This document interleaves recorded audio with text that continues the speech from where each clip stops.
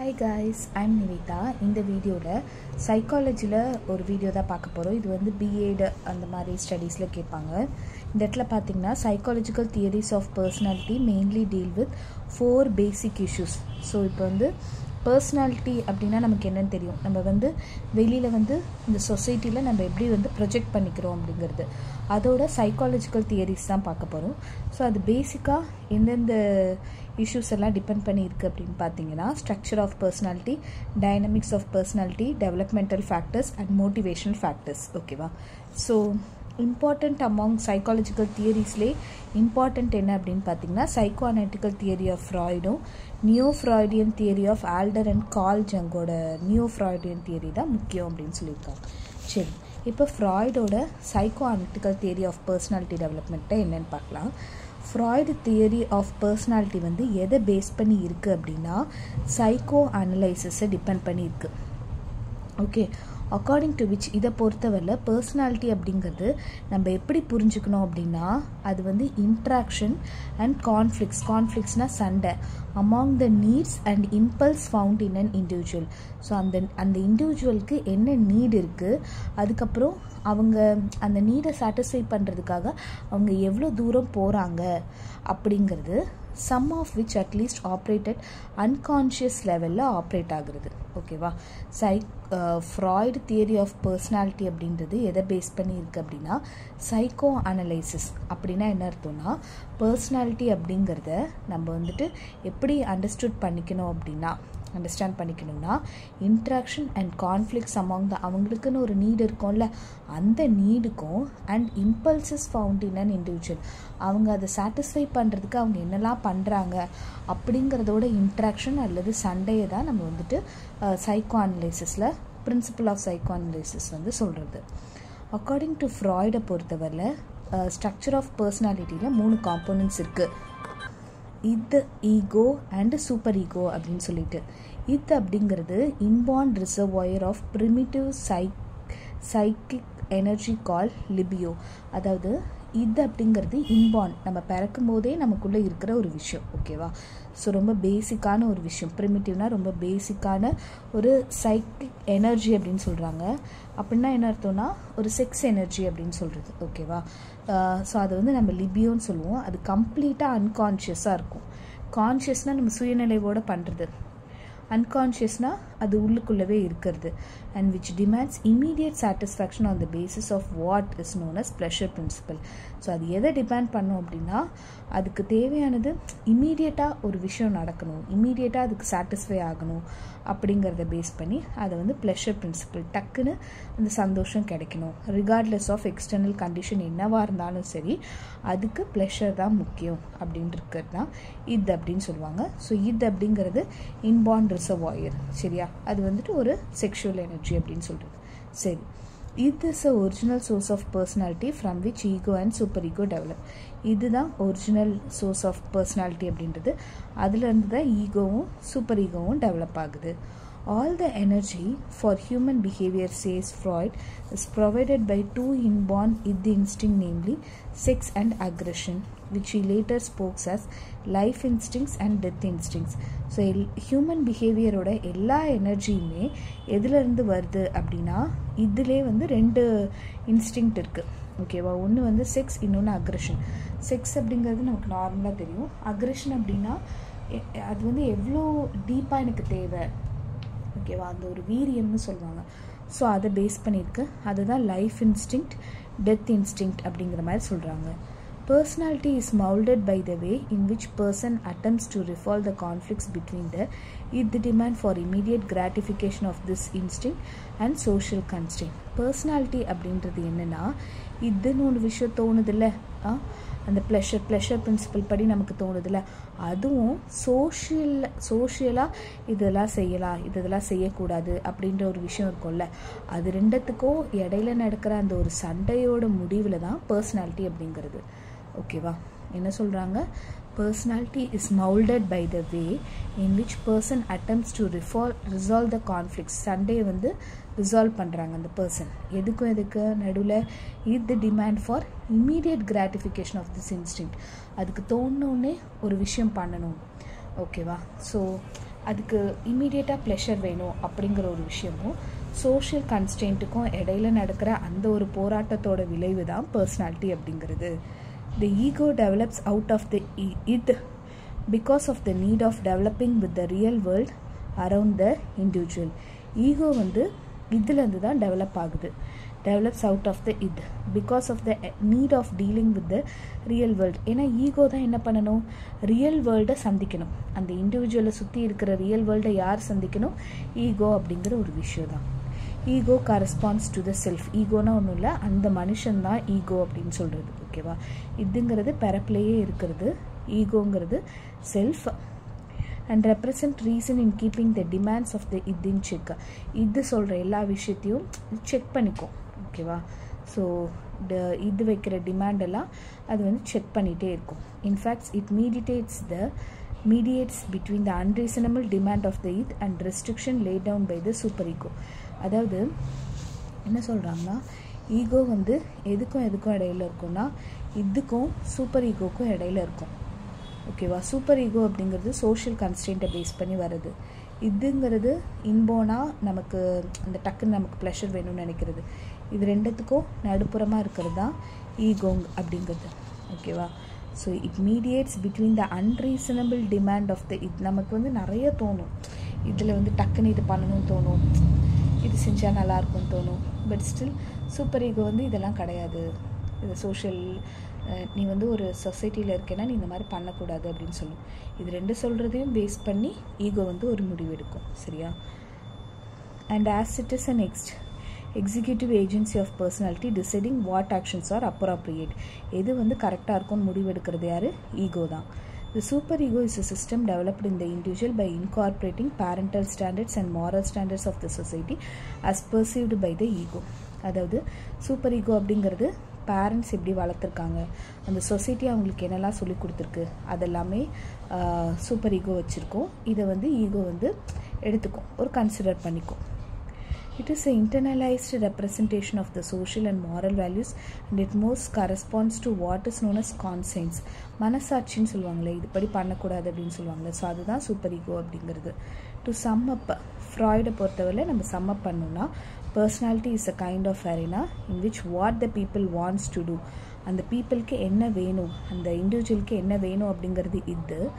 Conflicts with that's what has should do, அதாவது அவனால் என்ன பண்ண முடியும், சொசைட்டியில் அவனால் என்ன பண்ண முடியும் அப்படிங்கிறது superego. And where the reconciliation is made and compromise arrived by ego. So இது ரெண்டுத்துக்கும் காம்ப்ரமைஸ் பண்ணுறது தான் ஈகோ அப்படின்னு சொல்கிறது. சரியா, இந்த டயக்ராம் பாருங்கள். இது அப்படிங்கிறது ஒரு அன்கான்ஷியஸ் ஏரியாவில் இருக்கிறது. ஓகேவா, இது சூப்பர் ஈகோ. ஓகே, இது ரெண்டுத்துக்கும் இடையில இருக்கிறது தான் வந்து உங்களுக்கு ஈகோ அப்படிங்கிறது. இதில் வந்துட்டு கான்ஷியஸாக இருக்கிறது ஈகோ, ப்ரீ கான்ஷியஸாக இருக்கிறது அப்படின்ற ஒரு விஷயமும் இருக்குது. ஓகே, இப்படி தான் நம்மளோட ஹியூமன் மைண்ட் வந்து ஃபங்க்ஷன் ஆகுது. Another principle put forth by Freud தான் வந்து சைக்கிக் டிட்டர்மினிசம் அப்படிங்கிறது. இதை பொறுத்தவரை human behaviour does not occur casually but it caused by subconscious motivation. நம்மளோட ஹியூமன் பிஹேவியர் வந்து கேஷுவலாலாம் நடக்கலை, நம்ம வந்து அன்கான்ஷியஸாக ஒரு சில விஷயம் பண்ணுறதுனால தான். This process may not only be obvious to the listener but also may not be realised by the individual. அந்த இண்டிவிஜுவலுக்கே இது தெரியாது, இது மூலியமாக தான் நம்ம ஃபங்க்ஷன் ஆகிட்டு இருக்கோம் அப்படின்னு சொல்லிட்டு. that part of mental functioning that is out of one's awareness, அவங்களோட அவேர்னஸே இல்லாமல் அந்த மைண்டு வந்து ஒர்க் பண்ணிகிட்ருக்கோம். ஓகேவா, and is inaccessible to its conscious mind is called unconscious. அது வந்து சுயநிலைவோடு இருக்கும்போது அது ஒர்க் பண்ணாது, அன்கான்ஷியஸாக அது ஒர்க் பண்ணணும்னு சொல்கிறாங்க. Similarly, thoughts, ideas, feelings in which one may not be aware but which can be brought to the conscious mind with some effort are called pre-conscious. சில thoughts, சில ஐடியாஸ், ஃபீலிங்ஸ் அதெல்லாமே ஒருத்தங்க வந்து விழிப்பாகவே இருக்க மாட்டாங்க, அவங்களுக்கு அது இருக்குன்றதே தெரியாது. ஆனால் அதை வந்து கான்ஷியஸ்க்கு கொண்டு வரது என்னென்னா ப்ரீ கான்ஷியஸ் அப்படிங்கிற ஒரு விஷயம் அல்லது சப்கான்ஷியஸ் விஷயம் அப்படின்னு சொல்கிறது. நெக்ஸ்ட்டு நம்ம பார்க்க போகிறது என்னென்னா சைக்கோசெக்ஷுவல் ஸ்டேஜஸ் ஆஃப் பர்சனாலிட்டி டெவலப்மெண்ட். இதுவும் ஃப்ராய்டு தான் எழுதியிருக்காரு. Freud postulated that since birth an individual passes through 4 stages of psychosexual development. முன்னாடி நம்ம பார்த்தது psycho-analytic theory. ஓகேவா? இப்போ நம்ம பார்க்க போகிறது psychosexual. ஸோ ஒரு மனுஷன் பிறந்ததுக்கு அப்புறமேட்டு ஒரு 4 ஸ்டேஜஸ் பாஸ் பண்ணுறான். ஓகே, இதில் சைக்கோசெக்ஷுவல் டெவலப்மெண்ட்டில் ஃபஸ்ட்டு ஸ்டேஜை ஆரல் ஸ்டேஜ் அப்படின்னு சொல்கிறாங்க. அதில் வந்து ஃபஸ்ட் இயர் ஆஃப் லைஃப்பில் அந்த ஆரல் ஸ்டேஜ் இருக்குது. During which child drives pleasure through act such as sucking, ஒரு விஷயத்தை உரியிறது மூலயமா கடிக்கிறது மூலயமா அவங்களுக்கு ப்ளஷர் கிடைக்குது, involving the mouth. Second and third year of லைஃப்பில் வந்து ஆனல் ஸ்டேஜ் அப்படின்னு சொல்லுவாங்க. ஸோ இதை சுற்றி தான் அவங்களுக்கு அந்த ப்ளஷர் இருக்கும். This period corresponds to the period of toilet training அப்படின்னு சொல்லலாம். And if anxieties are felt due to the method of toilet training, இப்போது அந்த பேரண்ட்ஸ் வந்து அந்த குழந்தைக்கு டாய்லெட் ட்ரைனிங் கொடுக்கணும். ஒருவேளை அந்த டாய்லெட் ட்ரைனிங்கில் ஏதோ ஒரு ஆன்சைட்டி, ஏதோ ஒரு பயமோ அந்த மாதிரிலாம் இருந்துச்சு அப்படின்னு சொன்னால் ஆனல் சிண்ட்ரோம் அப்படிங்கிற ஒரு விஷயம் டெவலப் ஆகிறதுக்கு வாய்ப்பு இருக்குது. So and marked by excessive conformity and compulsiveness. So இது ஆனல் சிண்ட்ரோம்னா என்னென்னா, அந்த பர்டிகுலர் இண்டிவிஜுவல் வந்து ரொம்ப கம்பல்சிவாக இருப்பாங்க, இல்லை கம்பல் பண்ணுற மாதிரி இருப்பாங்க அப்படின்னு சொல்கிறாங்க. அப்புறம் ஆனல் ஸ்டேஜுக்கு அப்புறம் ஃபேலிக் ஸ்டேஜ் அப்படிங்கிறது இருக்கும். 4 and 5 இயர்ஸில் இருக்கும். Here genitals becomes the It is during this period the young boy manifests love towards a mother and அதாவது 4 to 5 இயர்ஸில் பொறுத்தவரையில் அவங்களுக்கு ஜெனிட்டல்ஸ் தான் வந்து, ஜெனிட்டல்ஸ்னால் அந்த ரீப்ரொடக்டிவ் பார்ட் தான் வந்து சோர்ஸ் ஆஃப் ப்ளஷர். இதில் வந்து யங் பாய் என்ன பண்ணுவான் அப்படின்னா, மதர் மேலே ரொம்ப அன்பாக இருப்பான். ஃபாதரை வந்து ஒரு காம்படிட்டராக நினைப்பான் அம்மாவோட லவ் கிடைக்கிறதுக்கு. அதனால் அவன் என்ன பண்ணுவான்னா ஃபாதர் மாதிரி இமிட்டேட் பண்ணுவான் மதரோட லவ்வை வாங்குறதுக்கு. ஓகேவா? ஸோ இதன் மூலிமா அவன் வந்து செக்ஸ் ரோலை கற்றுப்பான் அப்படின்னு சொல்கிறாங்க. சிமிலர்லி கேர்ள் வந்து என்ன பண்ணும் அப்படின்னா ஃபாதர் மேலே ஒரு டிசைர் இருக்கும். இதை வந்து என்னென்னு சொல்கிறாங்க அப்படின்னா ஒடிபிஎஸ் காம்ப்ளெக்ஸ், எலக்ட்ரா காம்ப்ளெக்ஸ் அப்படின்னு சொல்கிறாங்க. Difficulties in development during this stage may lead to various forms of sex deviation. அதாவது இந்த ஸ்டேஜில் ப்ராப்பராக ஒரு குழந்தைய நம்ம வழி நடத்தலை அப்படின்னா அதுக்கு செக்ஸ் டீவியேஷன் அப்படின்ற ஒரு விஷயம் வந்து நடக்கிறதுக்கு வாய்ப்பு இருக்குது. அதுக்கப்புறம் phallic stage is followed by the period of dormancy known as latency period அப்படின்றது இருக்குது. இதில் வந்து என்ன அப்படின்னா lack of interest of sex. Okay, இதில் வந்துட்டு பியூபர்ட்டி, அந்த பிள்ளை வந்து ஒரு பர்டிகுலர் வயசுக்கு வருது, அடோலசன்ட், இதில் எல்லாமே வந்து ஃபிசிக்கல் அண்ட் செக்ஷுவல் மெச்சூரிட்டி நடக்கும். அது வந்து நம்ம ஜெனிட்டல் ஸ்டேஜ் அப்படின்னு சொல்லுவோம். இது வந்து அவங்களோட அடல்ட் இயர்ஸ் வரைக்கும் போயிட்டே இருக்கும். அகெயின் ப்ளஷர் வந்து இதுலேயுமே வந்து ஜெனிட்டல் அந்த ரீப்ரொடக்டிவ் பார்ட்டில் தான் இருக்கும். இது வந்து லாங் டேர்ம் செக்ஷுவல் ரிலேஷன்ஷிப் அப்படின்ற மாதிரி சொல்லலாம். இப்போ அது வந்து ரொம்ப ஸ்டேபிளாக இருக்கும் அப்படின்னு சொல்லலாம். ஃப்ராய்டு தியரியோட மெரிட்ஸ் அண்ட் டிமெரிட்ஸ் பார்க்கலாம். ஸோ இந்த சைக்கோ-அனலிட்டிக் தியரி ஃபஸ்ட்டு படித்தோம்ல, அது வந்து சைல்ட்ஹுட் எக்ஸ்பீரியன்ஸ், அன்கான்ஷியஸ் இம்பல்சஸ், அதில் நடக்கிற சண்டைகள், செக்ஷுவல் அர்ஜ் இன் பர்சனாலிட்டி டெவலப்மெண்ட், இதெல்லாமே சயின்டிஸ்ட் அண்ட் ஃபிலாசபர்ஸ் வந்து அப்ரிஷியேட் பண்ணுறாங்க. ஓகேவா? அது மட்டும் இல்லாமல் ஃப்ராய்டு வந்து ஹியூமன் மோட்டிவேட்டராக ரொம்ப ஓவராக செக்ஸை வந்து எம்பசைஸ் பண்ண மாதிரி இருக்குது அப்படின்ற மாதிரியும் ஃபீல் பண்ணுறாங்க. We cannot say how far the idea deviated from Freud from his studies on இது வந்துட்டு எந்த அளவுக்கு மால்-அட்ஜஸ்டட் பீப்புளுக்கு, நார்மல் பீப்புளுக்கு, வெல் அட்ஜஸ்டட் பீப்புளுக்கு அப்ளை ஆகும் அப்படின்றது தெரியலன்னு சொல்கிறாங்க. Most important limitations of Freud theory என்ன அப்படின்னா, இந்த தியரியிலலாம் கிளாரிட்டி இல்லை, அது இன்னும் வெரிஃபை ஆகாமல் இருக்குது அப்படின்னு சொல்கிறாங்க. சரியா? நெக்ஸ்ட் நம்ம பார்க்க போகிறது என்னென்னா neo-Fruedian தியரிஸ் அப்படிங்கிறது. சில சைக்காலஜிஸ்ட் லைக் கார்ல் ஜங், ஆல்ஃபன் ஆண்டர், இவங்க எல்லாமே சைக்கோ-அனலிட்டிக் தியரி ஆஃப் ஃப்ராய்டை வந்து ஒத்துக்கிட்டாங்க. ஆனால் வந்து சில இஷ்யூஸில் வந்து அவங்க டிஃபர் ஆனாங்க. Particularly the nature of unconscious, dominant role of அந்த செக்ஸ் அப்படிங்கிறது ஹியூமனோட மோட்டிவேஷனில் ரொம்ப முக்கிய பங்காற்றுறது, இதெல்லாமே அவங்க இதெல்லாம் ஒத்துக்கல அவங்க. ஸோ இதெல்லாம் சேர்த்து அவங்க neo-Fruedian தியரிஸ் அப்படின்றத உருவாக்குனாங்க. ஆல்டரோட இண்டிவிஜுவல் சைக்காலஜி பார்க்கலாம். ஆல்ஃப்ரெட் ஆல்டர் அப்படிங்கிற ஒரு ஃப்ராய்டோட இயர்லி கொலீக், ஓகேவா, one friend was the first to differ from him. Okay, இவர் தான் முதல்ல அவரோட தியரியிலேருந்து டிஃப்ரெண்ட்டாக சொன்னார். He looks upon aggression as more significant than sex. அதாவது ஃப்ராய்டை பொறுத்தவரையில் அக்ரெஷனும் சொன்னாங்க, செக்ஸும் சொன்னாங்க. இவர் வந்து என்ன சொன்னாங்கன்னா அக்ரெஷனை தான் ரொம்ப முக்கியமான பங்காற்றுதுன்னு சொன்னாங்க. அக்ரெஷன் அப்படின்னா ரொம்ப எல்லாத்தையும் சீக்கிரமாக பண்ணுறது, காமாக இல்லாமல் இருக்கிறது. ஓகேவா? அதுதான் ரொம்ப முக்கியம் அப்படின்ற மாதிரி சொன்னாங்க. And emphasise the importance of social rather than instinctive force in behaviour and personality development.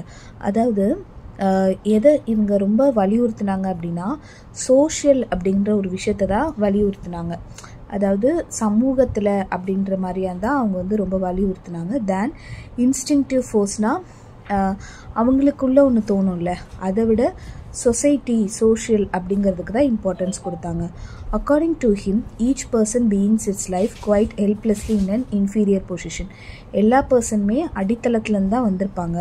The realisation of inferiority makes a individual strive for superiority. முதல்ல அந்த இன்ஃபீரியாரிட்டியை வந்து புரிஞ்சுக்கிட்டா மட்டும்தான் அவங்களால சுப்பீரியாரிட்டிக்கு போக முடியும் அப்படின்னு சொன்னாங்க. This kind of striving starts within the family and there finds its way into the larger social world. So first இந்த இந்த இந்த ஒரு போராட்டம் அப்படிங்கிறது அவங்களோட ஃபேமிலியிலலாம் முதல்ல ஆரம்பிக்குது. அதுக்கப்புறம் தான் அவங்க பெரிய அளவில் சோஷியல் வேர்ல்டில் வராங்க. லைக் முதல்ல ஃபேமிலி வந்து அவங்களுக்கு வந்து ஒரு ரெகக்னைசேஷன் கொடுத்துட்டதுக்கு பிறகு அவங்க அந்த ரெகக்னைசேஷனை இந்த சோஷியல் வேர்ல்ட்லேயும் வேணுங்கிற மாதிரி நினைக்கிறாங்க. The way in which each individual style for superiority is call style of life. ஒவ்வொருத்தவங்களும் அவங்க தாங்க சுப்பீரியர் அப்படின்னு காட்டிக்கிற ஒரு விஷயத்தை தான் ஸ்டைல் ஆஃப் லைஃப் அப்படின்னு சொல்கிறாங்க. The styles of life may be adaptive and maladaptive. சில பேருக்கு அதை அடாப்ட் பண்ணிப்பாங்க, சில பேரால் அதை அடாப்ட் பண்ண முடியாது. Misconceptions or mistaken ideas of the world that are distorted are basic forms of maladaptive behavior. The concept of inferiority complex வந்து ஆல்டர் அப்படிங்கிறவர் இன்ட்ரடியூஸ் பண்ணுறாரு. அவர் என்னென்னா who also spoke of the importance of birth order of the child as determinant of his personality. அதாவது ஒரு குழந்தை எந்த ஆர்டரில் பிறக்குது, லைக் ஃபஸ்ட்டு பிறக்குதா, நடுவில் பிறக்குதா, கடைசியில் பிறக்குதா, இதெல்லாம் பொறுத்து கூட அந்த குழந்தைக்கு இன்ஃபீரியாரிட்டி காம்ப்ளெக்ஸ் அப்படிங்கிறது வரதுக்கு வாய்ப்பு இருக்குது. அதோட பர்சனாலிட்டியை டிட்டர்மின் பண்ணுறதுக்கும் வாய்ப்பு இருக்குது அப்படின்றத சொன்னார். நெக்ஸ்ட்டு நம்ம கார்ல் ஜங் அனலிட்டிக் சைக்காலஜி பார்க்கலாம். இவர் வந்து ஃப்ராய்டோட இதுலேருந்து டிஃபர் ஆகுறாரு. எப்படின்னா in taking a more positive attitudes towards human nature, believing people not only try to gratify their instinctive urge but also try to develop their potential. Freud என்ன சொன்னார், இந்த மாதிரி டக்குன்னு ஒரு மனுஷங்களுக்கு அர்ஜு தோணும், அவங்களுக்குள்ளுக்குள்ளே இதை பண்ணணும்னு தோணும், அதை பேஸ் பண்ணி தான் போகிறாங்கன்னு சொன்னாங்க. பட் ஸ்டில் இவர் என்ன சொல்கிறாரு, அதை மட்டும் இல்லாமல் ஒவ்வொருத்தவங்களுக்கும் ஒரு கோல், ஒரு டிசைர் அப்படின்றது இருக்கும். அந்த பொட்டென்ஷியலை டெவலப் பண்ணிக்கிறதுக்காகவும் எல்லாருமே லைஃப்பை எடுத்துகிட்டு போகிறாங்க அப்படின்னு சொல்கிறாங்க. Jung agrees with Freud that unconscious force are important determinants of personality. அன்கான்ஷியஸாக ஒரு சில ஃபோர்ஸ் இருக்கும், அதுதான் நம்மளோட பர்சனாலிட்டியை டிட்டர்மைன் பண்ணுறதுல முக்கியமாக இருக்குது. However, he speaks two realms of consciousness. ஒன்று பர்சனல், இன்னொன்று கலெக்டிவ் ஆர் ரேஷியல். பர்சனல் அப்படிங்கிறது இண்டிவிஜுவலோட பர்டிகுலர் லைஃப் எக்ஸ்பீரியன்ஸ்லேருந்து வருது. கலெக்டிவ் ரேஷியல் அப்படின்னா which represents accumulated experience and the culture of the human species. ஓகேவா, பர்சனல் அப்படின்றது ஒன்று இருக்குது, இன்னொன்று கலெக்டிவாக சமூகமாக இருக்கிறது அப்படின்றது ஒன்று இருக்குது. Jung speaks of 4 basic functions of the mind: thinking, feeling, sensing and intuition. So இவர் வந்து 4 விஷயத்தை பற்றி பேசுகிறார். மைண்டு திங்க் பண்ணுறது, ஃபீல் பண்ணுறது, சென்ஸ் பண்ணுறது, intuiting. And says this also influence personality. இதுவும் வந்து பர்சனாலிட்டியை இன்ஃப்ளூயன்ஸ் பண்ணும் அப்படின்னு சொல்கிறாங்க. பேசிக்காக 2 types of personality, extroversion, introversion இருக்குது. அதை ஜங்க்கு தான் பாப்புலரைஸ் பண்ணுறது. Freud unlike Freud stress on early childhood எக்ஸ்பீரியன்ஸை வந்து ஃப்ராய்டு வந்து ஸ்ட்ரெஸ் பண்ணுறாரு.